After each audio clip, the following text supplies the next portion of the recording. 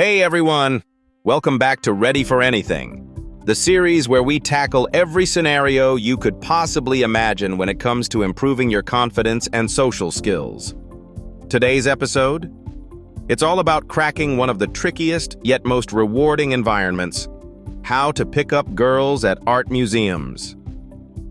Yes, we're diving deep into the world of art galleries, paintings, sculptures, and whispered conversations to unlock the secrets for making a real connection where sophistication meets curiosity.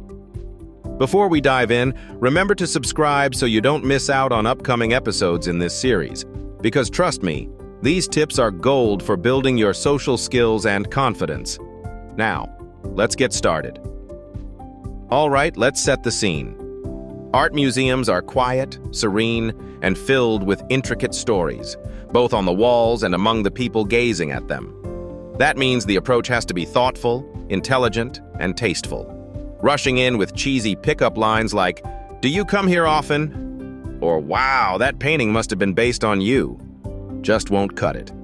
You need something better, something that opens a conversation naturally and makes her feel your genuine interest. First things first, mindset.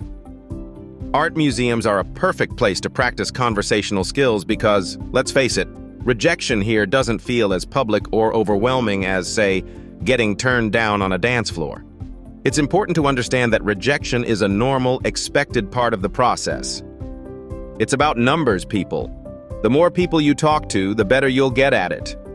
The trick is not taking rejection personally and keeping the vibe light and casual. Just remember, if one interaction doesn't work out, there are plenty of others. Every single person in the museum is another painting, a different canvas to explore and learn from. But wait, what should you do first at the museum? Scouting is key to success. But by scouting, I don't mean predatory scanning. Nope. I mean picking out an exhibit or gallery that you are genuinely interested in, where you feel comfortable being yourself. Passion is magnetic, and anyone can tell when you're truly into what you're talking about. Having an interest in art or architecture sets a strong foundation for a memorable conversation. If art isn't your first language, don't worry. You only need curiosity for this to work. Once you're at the exhibit that interests you, start observing not just the artwork, but also the people around you. This is how you can subtly identify her energy before making your move. Maybe she's sketching a painting, reading the artist's biography, or leaning in to study brushstrokes intently. These minor observations will give you clues about her personality and provide you with a natural starting point for conversation. Also, take note of body language. If her posture is closed off or she seems deeply engrossed in her thoughts, perhaps now isn't the right time. No stress. Move along and find another piece of art. Timing is everything. So how do you make the first move at an art museum? Conversations here need to unfold organically. Think of it less like a pickup and more like collaborative storytelling. There's no better way to approach someone in this setting than through a shared appreciation for the artwork. Walk up to the same piece she's admiring and start with something simple like, "That's incredible, isn't it?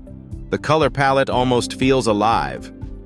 Or, "Wow, can you imagine how long this artist must have spent putting that texture together?" These kinds of comments do one key thing. They invite her to share her opinions. You're not showering her with compliments. You're inviting her into a mutual exploration. All right, this next part is crucial. Listen, seriously. How many times do people think that winning someone over has to do with what they say? Hint. It's more about how well you listen. Let her opinion lead the conversation. Ask follow-up questions based on her response. For instance, if she says, "Yeah, this painting is capturing such a raw emotion," reply with something like, "You're so right. What about it strikes you the most?" Look at that. You're two strangers sharing a moment over a 19th century masterpiece. How sophisticated is that? Now, I get it. Sometimes anxiety creeps in, and knowing what to say might feel overwhelming. Here's a pro tip. Use the museum's resources for backup. Got little knowledge about an exhibit? Check out the informational plaques, use your phone to pull up quick facts about the artist, or even ask the guides stationed there. When you say something like, "So I just read that this artist only used natural light when painting. What do you think of that?" It's not just showing interest in the art, it's showing her that you're curious, engaged, and have done a little legwork. Now let's talk about tone. This one is non-negotiable. Keep it confident, but calm. You're not trying to be the loudest voice in the museum. This is an art gallery, after all. Slow down your voice, smile, and make soft eye contact now and then. There's something about that quiet, composed confidence that matches the museum's ambiance and works wonders. Avoid overly animated gestures that could come across as nervous. When she replies, match her energy. If she's thoughtful and reflective, don't veer into goofy territory right away. Another golden nugget for you. Share a piece of you. Conversations are a two-way street. If she's talking about how much she loves the Impressionist style, take a second to connect and share your thoughts. You could say, "I love Impressionism too. It somehow feels old and timeless at the same time." It's like stepping into a dream, don't you think? That way, you're not just lining up interview-style questions. You're blending your ideas with hers. Okay, imagine this. Your chat has gone well. There's a natural rhythm, and you're sharing insights about a stunning Rothko or Monet. What's your next step? Ideally, you want to keep the energy going without overstaying your welcome. Perhaps suggest checking out another exhibit together. "So, I heard there's an installation piece upstairs that's causing quite a conversation. Want to check it out together?" Simple, right? This shows you're genuinely into the museum experience, not just looking for a quick exit strategy. Here's where we take another tactical turn. It's about knowing when to leave her wanting more. Avoid overstaying in the same exhibit or dragging out a conversation until it feels tiring. Remember, museum visits are usually planned out, but they're flexible. By parting on a high note, you leave a great impression. Something like, "Hey, I've really enjoyed talking. How about we exchange numbers and grab coffee sometime to keep the conversation going?" is a smooth way to take it further. Oh, and don't forget, confidence aside, authenticity is everything. Nobody is expecting you to be an art expert. Just be you. A little humility goes a long way. For instance, if she mentions concepts or styles you don't know much about, don't fake it. Instead, say something like, "Wow, I didn't know that. Can you tell me more?" It shows that you're genuinely interested in learning and her perspective matters to you. To wrap things up, let's circle back to the key points. Be adaptable to the environment. Use the art as a launching pad for conversation.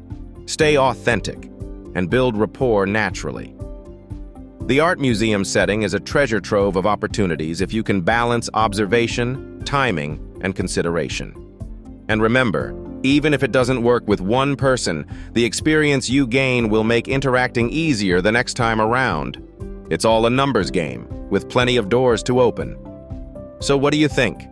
Are you ready to give it a shot? Let us know your experiences in the comments below. And hey, if you aren't subscribed yet, what are you waiting for? This is just one of the many scenarios we're breaking down in this series. Hit that subscribe button and get ready for more tips that level up your confidence skills anytime, anywhere. Until next time, stay curious, stay confident,